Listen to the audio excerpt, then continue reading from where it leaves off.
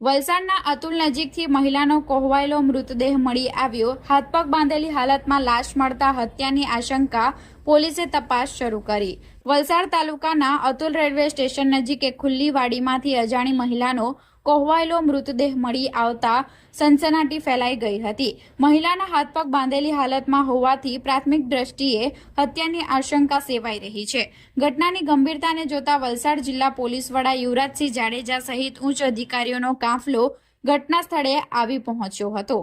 Atul railway station પાસે આવેલી વાડીમાંથી સ્થાનિકોને અસહ્ય દુર્ગંધ આવતા તેમણે પોલીસને જાણ કરી હતી। પોલીસે સ્થળ પર પહોંચી તપાસ કરતા એક અજાણી મહિલાનો મૃતદેહ મળી આવ્યો હતો। લાશ સંપૂર્ણપણે વિકૃત થઈ ગઈ હોવાથી આ હત્યા આશરે 3 થી 4 દિવસ પહેલા કરવામાં આવી હોવાનું અનુમાન લગાવવામાં આવી રહ્યું છે। મૃતદેહના હાથપગ બાંધેલી હાલતમાં હોવાથી હત્યાની શંકા વધુ પ્રબળ બની છે। ઘટનાની જાણ થતાં જિલ્લા પોલીસ વડા Yuvrajsinh Jadeja, DYSP A K. Verma, rural police inspector S N. Gaddu તેમજ લોકલ ક્રાઇમ બ્રાન્ચના પીઆઈ એ.યુ. રોઝ સહિતના ઉચ્ચ અધિકારીઓ કાફલા સ્થળે પહોંચી ગયા હતા। પોલીસે ઝીણવટભરી તપાસ શરૂ કરી છે।